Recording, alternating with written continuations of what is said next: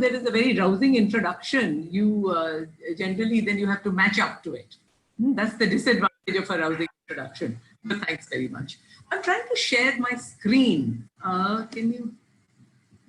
I don't know. Am I the co-host? Please share the screen, ma'am. You can share the screen. Okay, let me just do that. Huh? And then I'll start.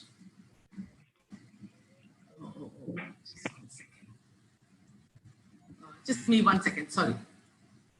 Right. So, ma'am, it's okay. You can share the screen now. Just 1 second. Okay, thank you, ma'am. All right. Here we are, and I'm going to.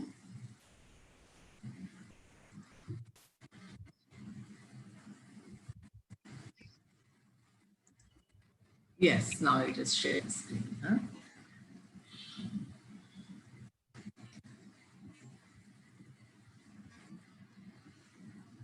Okay. Good afternoon, everyone. And thank you very much for inviting me today to be your speaker on your seminar on smart villages in India. So when I got the invite, I was wondering, I said, you know, smart villages, I'm an educator, I'm a women's rights activist. What do I know about smart villages? And then I realized that what I need to talk about, and let me tell you what I'm going to talk about today. Okay, here we are. So first of all, you know, I'm so glad you've taken this up, because as you know, that 66% of our population lives in the villages. And so if we don't think about our villages, then we cannot be moving towards a progressive India of our dreams. So we cannot think about anything without thinking of our villages, and that's very important. And I'm so glad that young people like you are doing that. My plan for today is that I will speak for about 35 minutes. Is that okay? And then after that, I'll take question and answers from the group. Does that work, Padmini? Are you okay with that? Just say yes. Yes, ma'am. Yes, ma'am. Perfectly fine, ma'am. Okay, so once again, I'm going to go to Gandhiji's quote, which says, India's soul resides in its villages. But let us look, whereas in 2015, you know, our Prime Minister started talking about smart villages, and he announced that we need 300 villages to be smart, and we do have 288 of them. Let's look at the let's look at the status of our villages compared to our cities today, all right? Look at the annual per capita income. Okay? There's a huge divide, rural and urban divide, and given that 66% live in the villages, this is something to be concerned about. The annual per capita income is less than half of the urban one. The unemployment rate, they are saying that it's lower in rural areas, but you know, a lot of ours, you saw the recent migrant crisis, the huge, something like 8 crores and more of our people have to migrate into cities. So they form a large part of the employment in the cities. Okay. Then Indian literacy rate, look at the difference. The urban is 84.1, rural is 67.8%, and that's lower for scheduled castes and lower for women. Then look at infant health. The infant mortality rate, much higher in rural India than it is in urban. Look at life expectancy for women, much lower in rural areas than in urban. And then, of course, since the shutdown, what became very, very apparent was India's digital divide. Along with all other divides, we also have the digital divide. And according to the National Sample Survey Office, only 23.8% of Indian households had access to internet, and 14.9% in rural households. And out of that also, as you know, women, there's an embedded gender divide. Women have half of the male internet users. Only 16% of adult women have access to a smartphone or a mobile internet in India. So when we're talking about smart villages, we have to think of the digital divide. And I think that was part of the reason, the thinking behind having smart villages. And so there's this huge, and so when schools went online, suddenly this digital divide became very apparent, because in many cases there were no lines to go on to. And so that was a huge problem. But I also want to draw you to the huge gender issue, the issue of patriarchy in India. India's daughters are unwanted. There are almost 1 million girls killed in the womb each year because they are girls. 1.5, they are unsafe. Girls between the ages of 1.5 years, the ones who are allowed to live, are 75% more likely to die than boys of the same age. That's why our child sex ratio is declining since independence. It's 914 to 1,000, and much lower than that in some states like Haryana. Then there are 10 million child brides worldwide. I want to call them not brides, but girl slaves. And 1/3 of those are from India, and most of them are from rural India. So most of these figures that I'm talking about, the burden of these figures is carried by rural India. And they say 40% of Indian married women are beaten. It's much higher than that. And I'll tell you a small story. I was doing a survey many years ago, way back, in a village. And I was just walking with someone and I asked him, he was taking me around. And I said, tell me, here do men beat women? He looked at me, he said, no, of course they don't. So I said, oh good, that means you don't beat your wife. He said, no, of course I beat her. I said, oh, and why? He says, you know, she might be, sometimes I come home, she hasn't cooked the food, or she's talking to her neighbors and not doing what she does, then I give her one. So it brazenly, without thinking about it, taken for granted that, of course, men beat their wives. So these rates of domestic violence are much higher. And there are 2 rapes reported every hour. And there's high rates of sexual violence that on the street. So they're unwanted, they're unsafe, they're unequal, and they are unfree. All right. So let's move to smart villages in India. Okay. And what I need not point out, of course, is I think you read it in the papers every day, the kind of caste violence, caste-based violence in India. So the Dalits, and of course, and caste attitudes, caste is most strongly prevalent in India's villages. So when this whole Shama Prasad Mukherjee Rural Mission came up in 2016, here was some of the things that they said they would do with smart villages. They said we should have smart energy, which means, you know, solar energy and alternative energy. Smart agriculture, learn to do without pesticides and also try to do better yields. Smart education, and I was reading it, what it said was that you should have, all schools should have access to internet. Smart health, smart environment, smart infrastructure, all very good things. And of course, every village should be equipped with all of them, right? What they didn't say, and I want to add that, is that when we are talking about all those statistics I mentioned earlier, and I want to focus especially on gender and caste, these are the scourges of our country. They are really something that we need to be very shameful about. You know, when Gandhiji was thrown out of the train in South Africa many years ago, we read about it. Even now we feel insulted. When we read about hotels and restaurants and clubs in India with the sign saying Indians and dogs not allowed, our blood boils with the insult. But in our own country today in 2021, we have untouchability. In villages, there are special ghettos for rural people. They are not allowed to use the same well.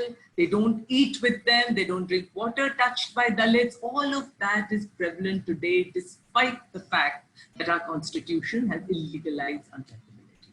And yet we don't feel insulted by that. Why don't we? So my point is that that's why I called my talk, the title of it was Smartening Up Regressive Mindset. While we're thinking of energy, agriculture, education, health, environment, infrastructure, we have not mentioned that what we need to change most of all is the regressive mindsets in all of India, but especially so in our villages, there they are even more regressive. Of course, none of these are available. There aren't good health facilities. There is terrible infrastructure. And education is in shambles. The government school system is totally dysfunctional. And agriculture is failing to bring all the yield. So many farmers commit suicide. And of course, electricity, now it has been reached. But even then, it is intermittent. Of course, all of this is true. But what is equally true and perhaps more is the very, very regressive mindsets that our people have, which is why we have not been able to make it to as members of the progressive developed world. If we have regressive attitudes about gender, which means 50% of your population, about caste, which is another 27, 28%, and if you include the OBC, then it's about 50% of our population. And we keep on oppressing them because our mindsets, in our mindset, they are not equal. Then how is the country going to progress? What smart villages? Unless we change those regressive mindsets, we cannot have a smart village. So I want to add to this, to the whole conversation about smart villages, smartening up the regressive mindsets. Now, in your invite, you told me to talk about some workable solutions. For the last 34 years, actually 37 years, if you include the work I did with women's rights, I've been working at gender equality and gender equality through education. If you saw the first slide, you saw that our vision was to educate everyone to be a democratic citizen. And what do I mean by that? I mean a democratic citizen who understands the Constitution, the core values of democracy, which are equality, liberty, fraternity, and is able to live that in their daily life. Why do we not have a functioning democracy after so many years? 1947, 48, I think. So many years now, 22. Because we never educated our children how to be democratic citizens. They still have a subject mindset. Especially our girls and women, they don't think of themselves as citizens, and people from rural backgrounds, and especially the rural Dalits and the quote-unquote lower caste. I don't feel like calling them that. Why should it be hierarchical? But let's say the SC, STs. I want to introduce a little our organization, Study Hall Education Foundation, which I founded in 1986 in my garage with 6 children. And I want to tell you how it has flourished now and what kind of solutions we have found to smarten up not just Indian villages, but Indian society really. But I will focus on the rural because we do a lot of work in the rural areas. So let me now just introduce our organization. So this is Study Hall Education Foundation, starting with 6 children in a garage in 1986. Now we have several thousand children that we are reaching out directly and hundreds of thousands of children that we reach indirectly through all our outreach programs. Okay. I will briefly run through them one by one and to give you an idea of how what all we have been doing. So there is, of course, Study Hall School, which is what it started with. It's this one. And it has 2,000 children. These come from middle-class families. It's based in Lucknow. It's a very caring, responsive school where democratic citizenship education is embedded in the curricula. The National Education Policy is now talking about it. We've been doing it for the last 34 years. And what it means is that even though these are children of privilege, they must understand that their privilege is unearned. It's by luck. And what will they do with their privilege? Will they use it to build more privilege, or can they use their privilege to share? Can they share their privilege and help others who are less privileged than them to give them a leg up, to become better, to progress? Okay? We teach them the values of equality and help them understand it, that everybody else is their equal, and so how can they make sure that they also have equal opportunity?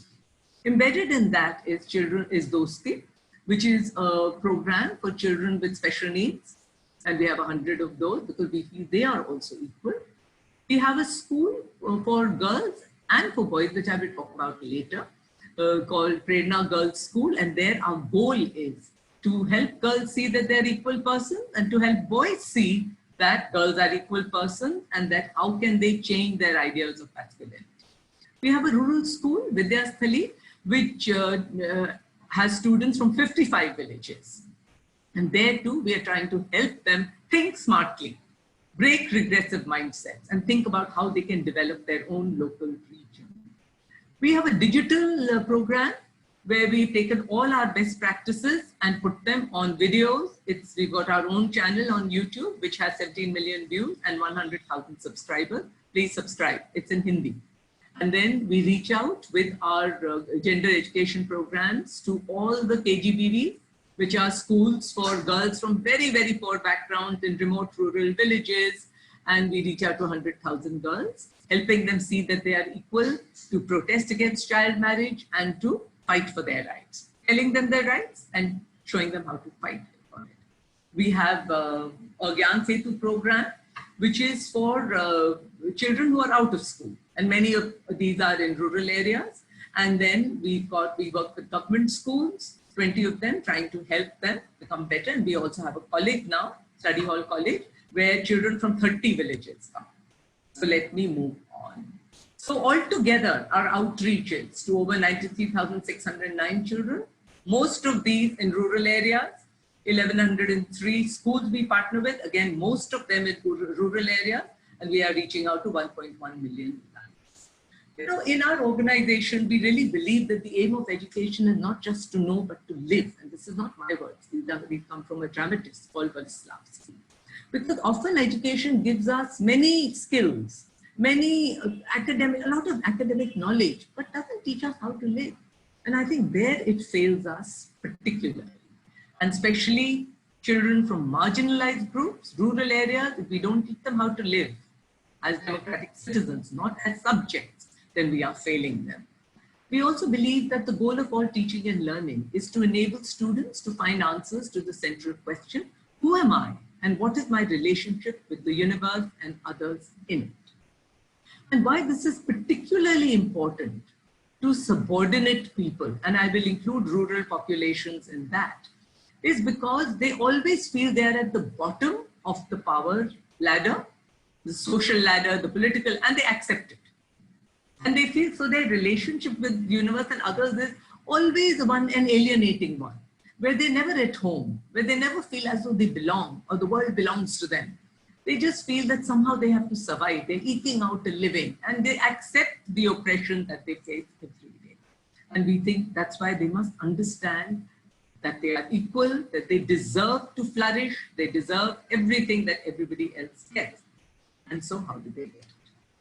I want to talk a little about our Prerna Girls School, which was motivated by my quest for gender equality. I felt girls must come to school, but I also realized that just bringing them to school is not enough.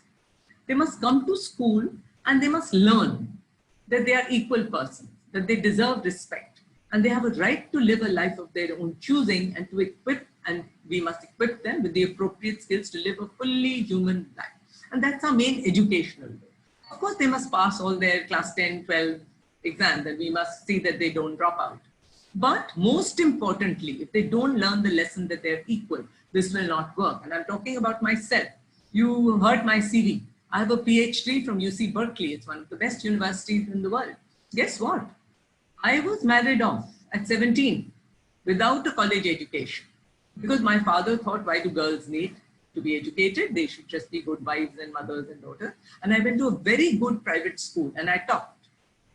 So I learned everything, but I didn't learn that I have the right to my life. I have the right to use these academic skills for myself and that I'm an equal person. I learned it much later. I had 2 daughters and when I was 28, I understood. I said, God, I'm an equal person. And then too, I just whispered it because I knew people won't like it if I say it. Girls, and once that happened, I have had all my education, higher education after I got married. I had to struggle for it. And then finally, guess what? I'm the only PhD in my family, boys, girls, everybody included. Okay. But what fueled that quest? What fueled my entrepreneurial work? My work for education, my work for women was the lesson of equality that I had to learn myself, which my school did not teach me. So I think girls must learn this lesson. And how do we do it? We make education relevant to their life. We have 1,004 girls now. It's fully from pre-nursery to class 12. And they come from the poorest backgrounds you can think of. We use a critical feminist pedagogy where we teach them.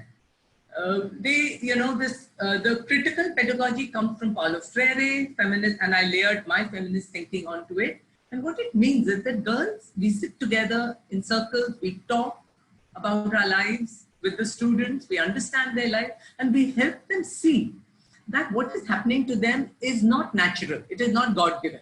It is socially constructed. Patriarchy is socially constructed, and it can be deconstructed. So they become critically aware of their social and political reality. They gain a structural understanding of patriarchy, that this is not just happening to them by their fathers and their brothers and their husbands. Many of them got get married very early. It is a social problem. We have a patriarchal structure. India is a very strong patriarchal society, which is totally contradictory to being a democratic society, because patriarchy is very unequal, and equality is a cornerstone of democracy. And our villages are particularly very, very strongly patriarchal. So we help them understand that, hey, society is structured like that, and that needs to change. And that is why you can be angry with your father. I was very angry with mine for a long time. And in the end, he became my biggest supporter. But more importantly, understand that there's something wrong with this social structure. But guess what? It can be changed, but you must fight it. And we will help you do that. We will be your advocate. So the teachers learn to become advocates. We train them. Okay.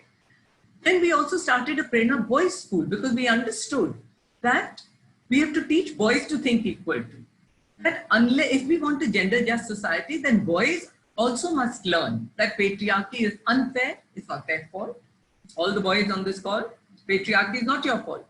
But it gives you unfair power and privilege, and it is very cruel to your mothers, to your sisters, to your friends, all the women in your life.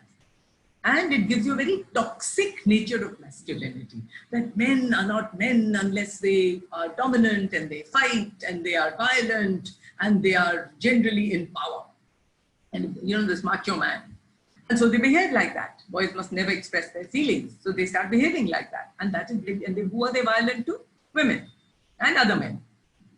So we teach them to deconstruct this patriarchal conception of masculinity. Teach them that, you can be a gentle, caring, nurturing, sharing man and still be man. Okay? And that, caring for your family doesn't mean only providing for them. Also, sharing with the housework, helping with the housework is another very good way of caring for your family. And together you should run the house, care for the children. Together you should go out and work.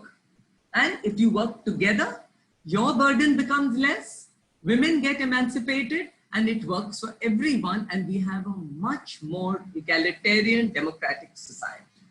And so we have had very good results with that too, that our boys have indeed become like that, and they become strong advocates for women's rights during this lockdown. The domestic violence rate shot up. So we told them, see, you have to be careful. No girl must be a woman. Your mother, your sister must not be beaten at home. We want you to take care of that. And you must help with the housework, which they did. Right? And our girls also, they have managed to beat child marriage. They are now getting masters and MBAs, becoming social entrepreneurs. They have gone abroad to study, and they're doing very well. And not just that, they are spreading the good word and helping other girls in their communities as well, which I will show you very shortly. We are also building a curriculum to annihilate caste. Just like gender, mindsets need to be deconstructed if we want a gender just society. It's not enough just to have laws. We've got all the laws. Laws to equal property, and what happens? Women write off men get them to write off their right to that also. They never get an equal right. Okay. So many things. We have a law against child marriage, it still happens. Why? Because our mindsets have not changed. Similarly, caste, untouchability is outlawed, but it still happens. Every day you're seeing it. Every day in the paper there is something about he dared to take his wedding procession through the upper caste area. And so they beat them up and they had them leave. In one case, he brought his COVID-struck family member to be cremated. And they said, no, this is an upper caste area, you can't come, and they shoot them away and had them go. So all of it happens because our mindsets have not changed. And there too, we are trying to build a curriculum, as we built a gender curriculum for boys and girls, to annihilate caste, which we use in our rural school, and all these we use in all our rural areas, because that's where they are the strongest. We also use them in urban areas. It's not as though it's not there, but it's more cruel and it's more rigid in a rural area. And we need to get rid of both. And I'll give you a small example. In our Vidyasthali school, which is coming up. Okay, let me tell you when we reach Vidyasthali. We built a rural school with the idea that it must become a hub of excellence, of community support, of transforming the community. And I must say it has. Here is our school. It's a very low cost and very high value school, and children come from 55 villages. A lot of them are girls. And look at them, how smart they're looking. This is their convocation ceremony. And they are taught how they can transform their villages, not just physically, not just economically, but socially. That they must annihilate caste in their villages, make sure that caste consciousness goes. They must make sure that patriarchy does not oppress and discriminate against their sisters and girls, and that girls learn to fight for their rights, which they are doing, right? So I was telling you about Vidyasthali. So I'll give you an example that once I told our students, that tell me there were many castes. So I said, I know there are many caste rules of who can eat with whom can sit with whom can go socialize with whom. Do you know them? So they gave me a few. I said, no, you do one thing, you go home, find out, and then come and tell me. So they went, found out, they came, and they said sometimes, so their fathers said, Kiare, what is this nonsense? And I'm not answering this question. Their aunts and chachis and everybody, they offered. And then they gave me this whole list of, in some cases you can't eat over there, in some cases you can eat, but only in separate utensils, high caste and lower caste. And in some cases, you have to stand 6 feet away. You have to keep standing. When the upper caste person is sitting, you cannot sit, things like that. So I said, you've got so many rules. What a good idea. Let's use them in our school also. They said, oh, no, we don't want them. I said, why? So he said, no, then how will we be friends? I said, there you go. Don't you want to be friends in your village? So you must fight these rules in your families. That's where the change needs to happen. And so they said they would. We talked about menstrual health and how menstruation is unnecessarily stigmatized. It's a natural biological process, and girls are oppressed because of that. Our boys have been conducting workshops in their villages about menstruation, and there's a backlash. They say, everybody tells us that you're so shameless that you're talking about these things. But because we have empowered them, they are doing it. So that's what I'm pointing out, that the school education can do a whole lot, and you can build an army, a generation of empowered democratic citizens who are thinking equal. When they think equal, they behave equal, and then they change the socially unequal structure. So you need smart thinking children to bring about smart thinking villages. Until you have smart thinking villages, you will not have smart villages. You can have all the internet you want. You can have all the lovely infrastructure you want. Like you have in cities, and yet it's not as though there is no gender-based violence in cities. It's there. So you need to change all of this if you want to. You need to change mindset if you want a smart village. In our study hall college also, I told you children come from 30 villages. There also, they have critical dialogues once a week on gender, on caste, on many other democratic issues, even on religion, on communalism.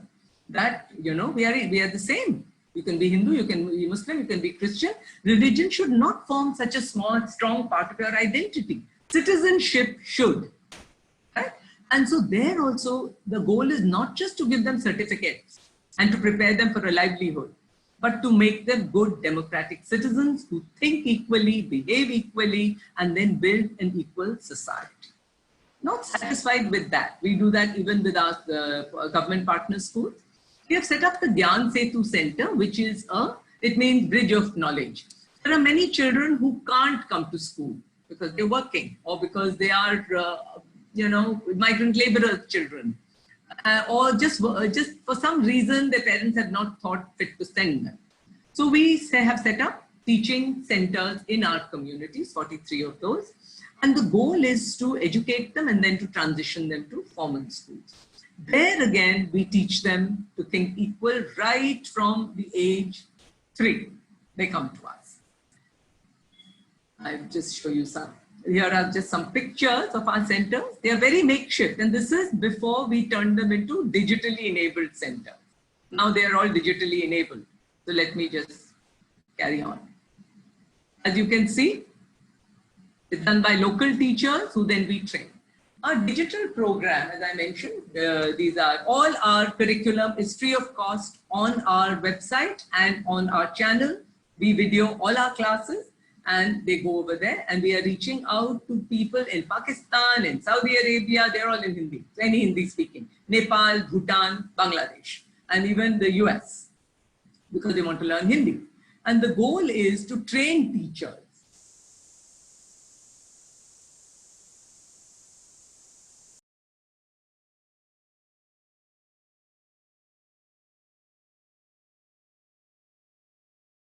Then this is our Arohini program, where we work with 1,000 schools in rural villages in UP and Rajasthan, teaching the teachers how to use critical feminist pedagogy in their classrooms, and we have great results. 97% of the girls finishing grade 8, these schools are 6, 7, 8, have finished grade 8 and now they're enrolling in grade 9. And whereas earlier, 53% in 2012 when we started, they demonstrated vulnerability to child marriage. In 2018, there were no child marriages upon completing class 8. And that was because we taught them to protest in time, to reach for help, and then we had the teachers helped, and along with other child protection services in the area. Right? Every year, we conduct an India's Daughters campaign in all the villages that we work with, and we work with over 1,000. And there, the goal is for boys and girls in our schools, teachers, community members, to campaign for gender justice. And this year, our slogan is, boys and men step up and tell us how you will make India safe for her daughters. What will you do? How will you change? Not just go protect them. How can you be better men so that this doesn't happen? All right. And this has had over 1 million people have engaged. As you can see, they conduct marches, they do signature campaigns, they do street plays, etc. Now, you know, when the schools shut down in March 20, on March 20th, suddenly education went online. Schools closed down, but education didn't. And as I mentioned, I just pointed out the digital divide. Many places had no lines to go on to, and in our own schools and chefs, here's the digital divide. Study Hall, which is the only school which is well funded, you know, because they come from middle class families. They had 100% of them were connected. They had internet, smartphones, there was no problem. The teachers had to be trained, but there was no problem. With the poorer children, only 58% were contacted. Now that number has gone up because we have worked very hard. And only out of these, only 44% were reachable only by regular phone call. So the teachers really had to work very, very hard. And because they cared, they taught lessons by phone, through messages, through voice messages, text messages, WhatsApp, etc. Then finally, we came up with the Digital Sathi program. And this was our attempt to bridge the digital divide. And why I'm going to describe that in a little detail is, this is the one very workable, I mentioned the gender curriculum, which is a workable solution. I've mentioned the caste curriculum, which is a workable solution. And I'm going to mention the Digital Sathi, that how do we reach? How do we give lines to the ones who don't have lines, so that we can leverage technology to reach the unreached? What did we do? We got laptops and we got smartphones. We started a smartphone library, and we gave them to some of our alum and senior teachers, and we said, okay, you take the smartphone, you become the conduit. You teach your own sisters and get another 5 children from the neighborhood and make them sit separately and at a distance in your own veranda, your terrace, somewhere. And the teacher will send you lessons on WhatsApp, the short videos, and you will teach these children, then give them the assignments, take the assignments and give them back to the teacher. And we were able to reach 245 children more. Then our Gyan Setu teachers in the rural area, here they are, and here are the figures. Okay, so, and here are some pictures showing you how they are doing this.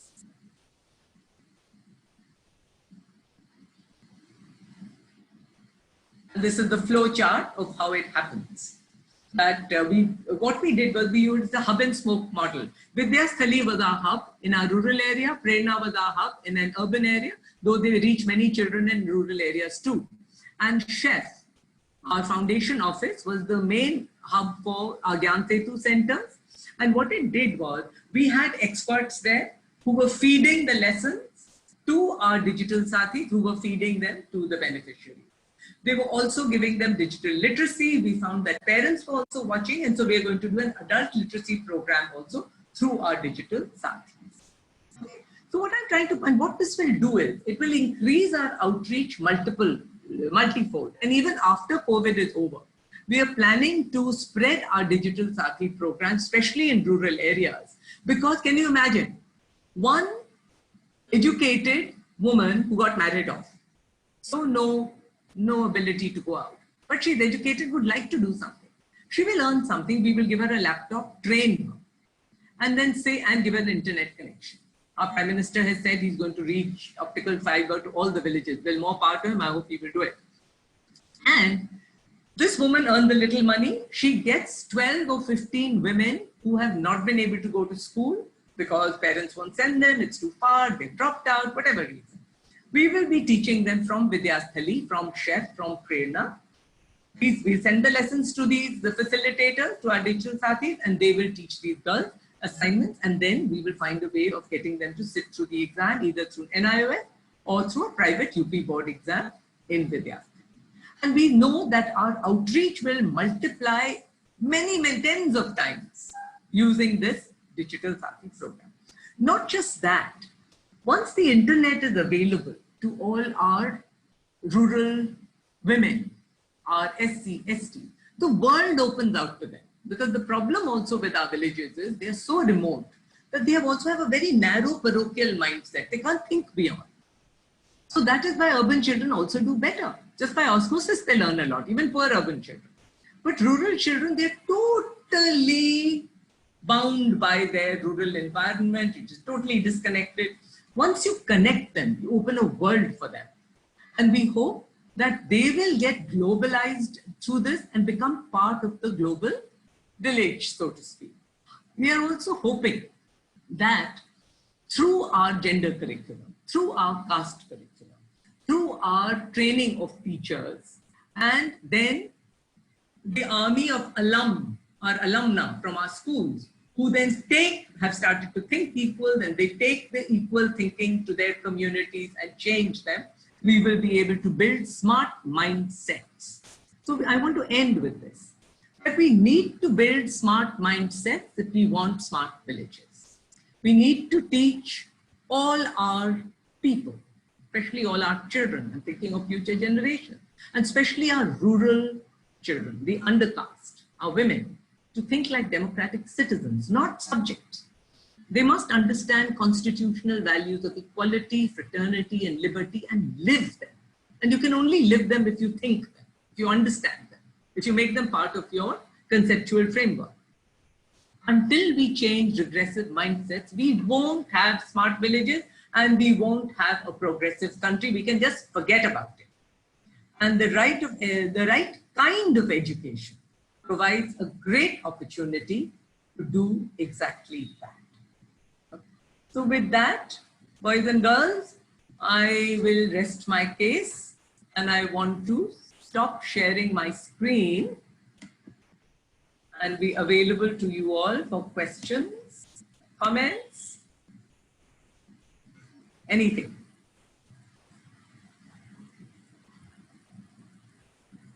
Yes, madam. So thank you so much, Dr. Saini. It's a wonderful session. You know, I was on the mic. I was listening to you. Of course, I cannot come live because I was reaching to my home. Now I'm back on time. Probably the students have enjoyed. I can see, you know, more than 60 participants are there. And let me tell you, madam, this these participants are the, you know, the gem of this entire session. And we here, the participants are from across the country. Almost like 10 to 15% are from different part of the state of Assam. So we have like from Nagaland, we have from Bihar, we have from Odisha, we have from Tamil Nadu, we have from Karnataka. So that's very good, you know, that these people are here to support us. And also thank you so much, madam, for giving, you know, a valuable time.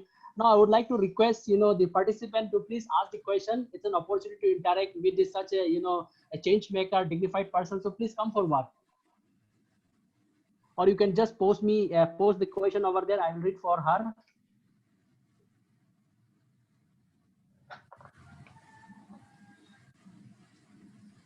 Yes, please come forward. Hello, ma'am. I'm Yes, Padmini. Padmini. Yes, go ahead. Yes, ma'am. Ma'am, as you said that, and it's very normal that girls are not safe. So, ma'am, is it important that there should be sex education from school time only, that girls and boys both should learn that? Yeah, oh, I'm so glad you asked that, Padmini. I missed that. And so it gives me an opportunity. Absolutely, absolutely. In fact, the part of the reason that India has such a high rate of sexual violence against girls and boys, but even boys, who is doing the sexual violence? Boys only, right? That because sex is so taboo in our country. We have very, very restrictive sexual norms. We don't talk about it. There's a silence. There's a whole shroud of silence and shame around sex. And so what happens? Then it explodes. Boys are just, no dating is allowed. Okay. So what do boys do then? Whenever they find a girl, oh my God, wo mal mila and all that, and there they are. Okay. So we need sex education. And by the way, we are building a sex education curriculum also, which we are using. We're customizing it to rural areas. We've had many conversations, many dialogues around that. For girls, for boys, for everyone. And so that is why you're very, very right.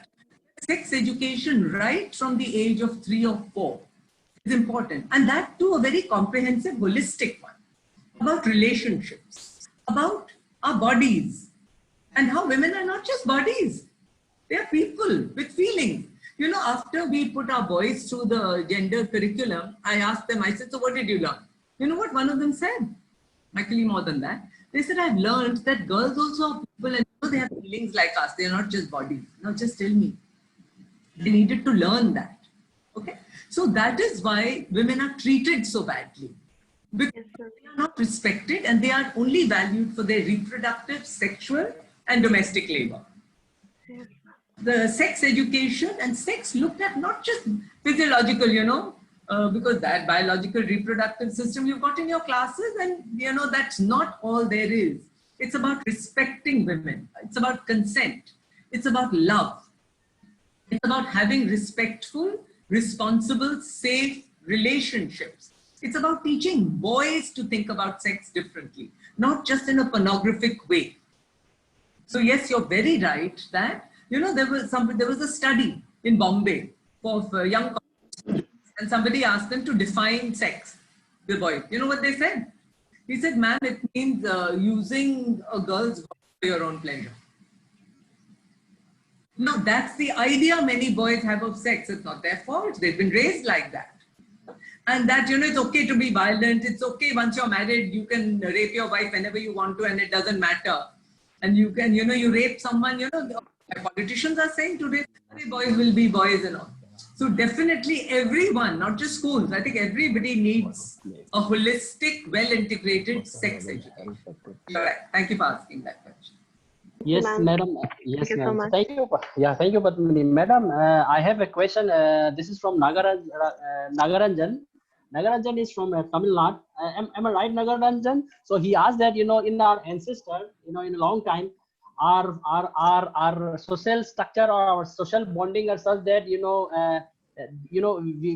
how do we call it? They are married in the early age, but in fact, they are living a very long life. So his question is like that, long-lasting marriage lifestyle are not prevailing nowadays like our ancestors.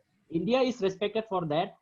So that's why he wanted to understand what measure you suggest to maintain such affectionate family system. I mean, he wanted to ask, how do we go back to our, societal structure like Okay. But let me tell you this. Yes.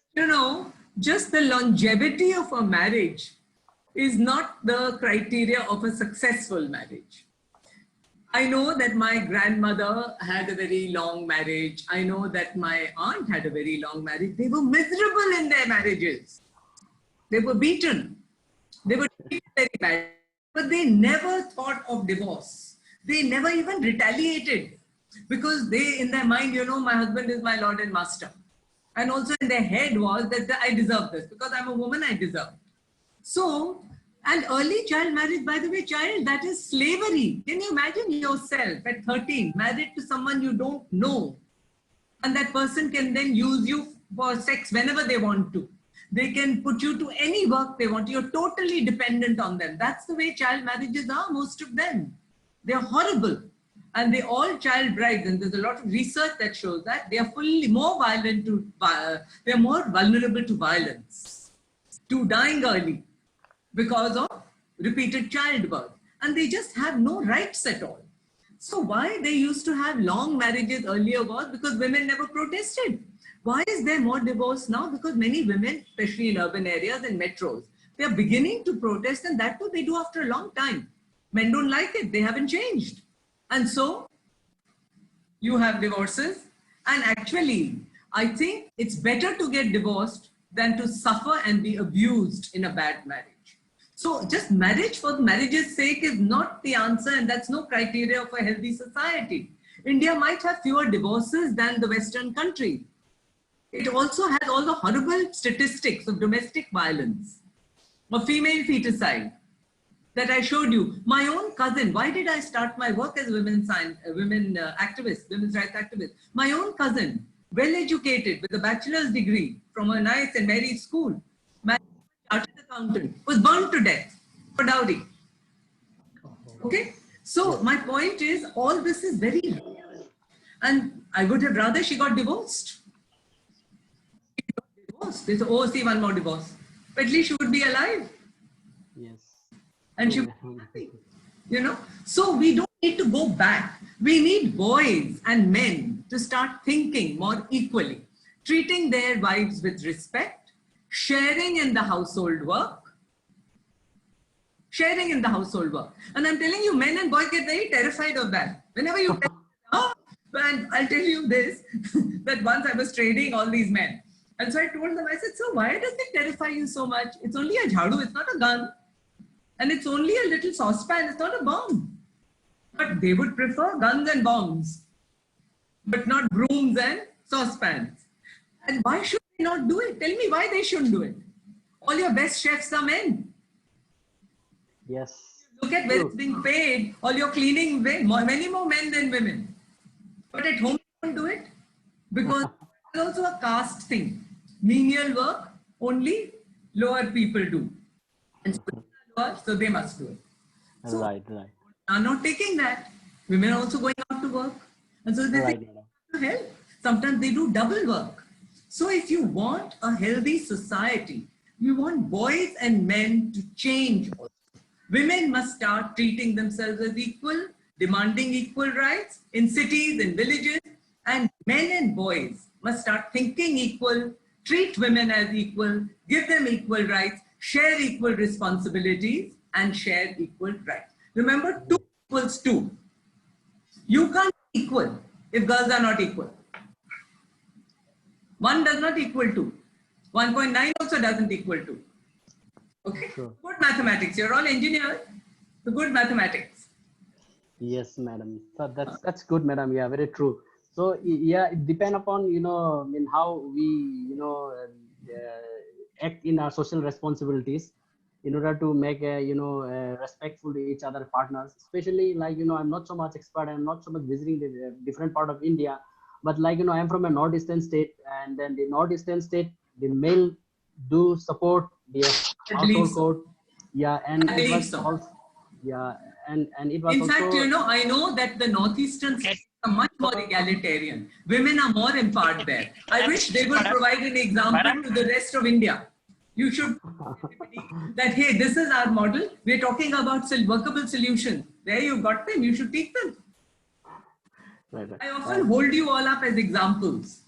I say, see the Northeast and see how empowered the women are over there and how well the men treat them. So that is your reputation, by the way, in the rest of the country also. Yeah. Thank you so much, madam. Yeah, so that's there. So, and that's why sometimes we here also obviously 1 and 2 cases are there where women or a murder or a girls a little bit, but this is very important in a natural science also. What do you want to treat by yourself? Do you want to also be disrespected a man, as a man, do you want to be disrespected? No. Then the answer is same with the female also. So they will also not be like also disrespected or abused, in other words. So this is true. Anyhow, I think the question to ask yourself is, what Yeah. kind of a society do you want? You know, you're members of that Unnat Bharat. And Yes. what kind of India do you want? If you Right. progressive, democratic, flourishing society, then Right. must change these patriarchal mindsets. All girls and boys both. Girls also. They are raised like that, so they also become patriarchal. That's why I say girls must learn to think of themselves as equal. And, True, madam. Yes. and boys must learn to think of girls as equal. And also caste. Caste is the most shameful thing in this country. And of course, our non-secular outlook. All of that. So we need to change these mindsets. So people, we must pay attention to all of that. I'm a member of this task force in UP for the National Education Policy. And I'm going to advocate that our curriculum needs to change, where we need lessons of equality to be taught in the same way like we teach lessons of math, science, history, English, etc. They're very important if we want a progressive, developed, flourishing society, even for economic development, by the way. A lot of research is telling you, if you educate women, your GDP goes up. But why I don't like that argument is, it's too instrumental. You should educate women because it's their right. Okay, that's all. Yes. Let the GDP take care of itself. But it's their right, it's their human right. It's just a human right. And so they should get equality. And we should learn to live our constitution. Let's be good democratic citizens, all of us. So we want smart villages, and if you don't have smart villages, you can't have a smart country. And you Correct. can't have smart villages unless you have smart minds. And Yes. means not technologically savvy. It means democratically, constitutionally savvy. Very true. That smart mindset is really a very big takeaway. You know, before our mind is smart, then nothing is there. You know, there's nothing you can do smart. So that's very true, madam. So the biggest takeaway for me and for my team would be, you know, the smart mindset. Thank you so much for the tips, madam. Yeah. Yes, there is a Viraj Seto who said, Yes, Viraj Seto, mainland India, absolutely, my dear, absolutely. In fact, you know, that's what I meant by saying that when you have an equal mindset, it means looking at everybody as equal. I'll tell you, just the other day, some of our children, they were talking and there was some kind of a debate, something virtual. And so he said, oh, you know, Abdul Kalam was not good looking. He was very dark, but still he was so smart. So I told him, hey, wait a minute. What is all this good looking, bad looking, and dark and fair, and you can be yellow, you can be blue, pink, any color, but everybody is beautiful. And so right from childhood, if you teach children to undo some of the stereotypes, you know, you mentioned pinky, chinky, all that stuff, nonsense. Yes. It's wrong. And so what is needed is, when you're being discriminated against, and sometimes because you're in a minority, you take it. You should not take it. You should protest. You should protest, one. And in our educational institutions, we must have conversations about all these issues, about how we are all, first of all, that is why I keep talking about citizenship. We are all citizens. That is our identity. Not whether we are, you know, Maharashtrian or Northeastern or Southeastern or anything. Whether we are Muslim or Christian or Hindu or this caste, that caste, man, woman, we are citizens. So let's look, and we are equal. As citizenship grants us equality like nothing else does. And if we can teach our children that difference doesn't mean unequal. That you and I can look different. Of course we look different. How boring if we look the same. All flowers look different. But do you say rose is more equal than... You don't do that. You don't do that. They are different but equal. Okay, so we must teach, but see what happens is nobody talks to anyone. And so what happens is that you get socialized into all the regressive mindsets of your parents, your family, society. And then you behave like that. So school is one place where you can change things, but it needs very, very serious teacher training. You need curriculum because teachers are also members of the same society. True. And unless we can train our teachers to have egalitarian mindset. So in our organization, we work very hard at training our teachers to think equally. And we talk very specifically.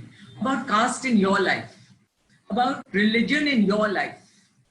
Don't talk about it generally. Your family. Tell me about you and your family. If you Yes.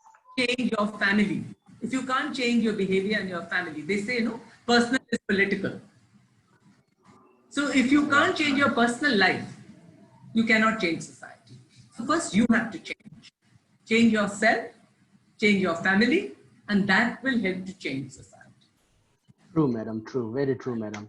Yeah, that's very good, madam. So, we also have the Varisto as same question. No, so this a little bit debatable queries. Maybe you can answer or not. Like him saying that, this present government is little bit supporting toward the particular religion. So I think that is not totally democratic. So we need to, yeah, of course, this, such a program, and sometimes, the small like activity, this Unnat Bharat Abhiyan, Smart Village. So we can remove those, heretics in our outlook. So Yeah, but I think in the curriculum they have mentioned citizenship values. So we want to include gender education, caste education, equal thinking, all these democratic citizenship education we want to include in the curriculum. So that children learn to think equally, right? Just like habits of unequal thinking are formed early, you can also create habits of thinking equally. And that's what we need to do. And that is why critical thinking means how do you critically look at your social and political structures? And then how do you imagine a better world? And how do you construct a better world together? And to all the young people on this call, I want to say that, it is as much your responsibility. Think of yourself as democratic citizens. Think of yourselves as equal, and it is your responsibility to make sure that others think equally also.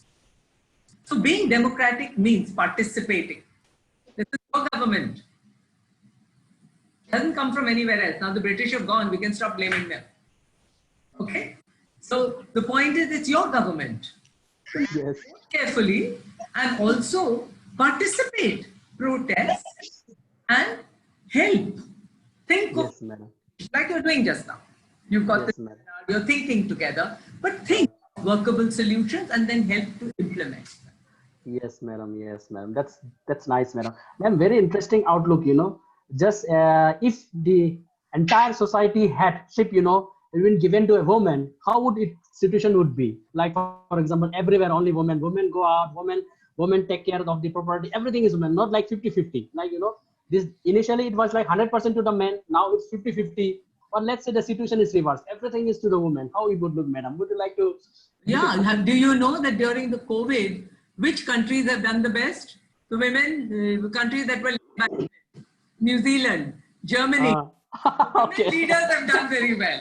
I Yeah. think you should hand over the world to women leaders and say, "Chalo, your turn." Okay. I'll give you an example. It's a funny story. Let me end with a story. So, Yes. in many years ago, when Mrs. Gandhi was assassinated, and so we were all at home, and my daughter was only 6. She's not little anymore. She's a mother herself. And so she said, she was watching TV, and the funeral was there. There were all these dignitaries from other countries. And so she said, "Mommy, yes, who are all these?" In Hindi, she said. So I said, "Beta, these are all prime ministers from other countries." So she sat up. She said, "Arey, boys also become prime ministers?" She said, "Well, yes." So she said, "Mommy, before this, who was the prime minister, boy or girl?" I said, "That was a boy." So he says, "Okay, good. Now we need a boy." So boy. See, so fair. One boy, then girl, then boy. Okay. I think, and also women, when they lead, what happens is they're used to caregiving. So they're more caring, more holistic approach, because that's who they are. They have to be holistic. They are managers, they are cooks, they are cleaners, they are nurses, they are educators, they are also breadwinners in many cases. Yes. Okay, so they do so many things, and they know how to manage it. They manage their home, they manage a budget. So they are finance minister, health minister, education minister, everything rolled into one. Yes, madam. So if we give them more decision-making power, teach them to be. Yes. I'm telling you, if we can beat the gender divide and the caste divide, we will be a much stronger country. Yes, madam. True, madam. Yes, very true. With that, I want to thank you all. Yes, thank you so much, madam. Yeah, thank you so much for the I time. hope that was of some use. And No. I would like to invite you all to look at our website. It's www.studyhallfoundation.org and join our India's Daughters campaign. You can do it online, especially all our boys. Please encourage more boys and men to commit to making India safe for her daughters. Yes, madam. Certainly, madam. Our team will also look forward to have a kind of, work with you in future. Students are there, our faculty would be there. So thank you so much for the time sparing your valuable and guiding us. Thank you so much, madam. Thank you so much, boys and girls. Yes. All the best. Bye, Huh? madam. Yes. Thank you, ma'am.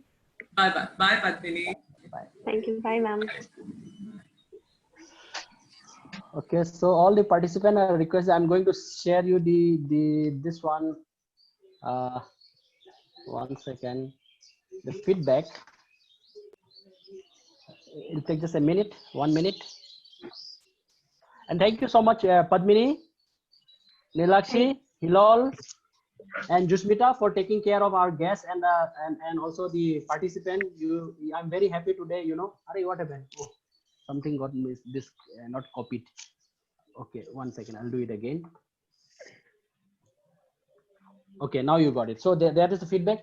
All the participants, please do that. And thank you for interacting and very much enthusiastic session today. Today is really very wonderful session, and I could see the entire my draft. I can hear how impactful it was. So yes, I was saying Padmini and Jushmita, Hilal, thank you so much. That you took care of that. I'm today very happy. That that my child has grown up. My boys and girl are like a big man now. I feel like that. You're already a hero. You're like already a big up. How do you call it? A more successful. A moderator. This is very good. You don't need your father anymore. Like I feel like it. That's very good. So thank you so much. Thank you, This is sir. very emotional Thank you, for me. sir. No, seriously, it's very emotional to see you. You're taking care. You're handling the start as a because the speaker was unknown to us, and it may sometime give another way around. Also, the coordinator himself is not available. I'm sorry, all the participants also, and to you both, all the three of you also. Juspita did initiated, I think, right, and then you follow up, right? Yes, sir. Yeah. So it was very good, because I was suddenly called by the circle officer, as probably it, right? The circle officer from there, some kind of a meeting, then I have to rush to her place. So it was far away, so that's why I could not join at time. But nevertheless, it was a very good event. Hopefully, madam would not mind of my absence, and you will have taken care. So thank you so much. Bye bye. Thank you, sir. Bye, sir. Bye.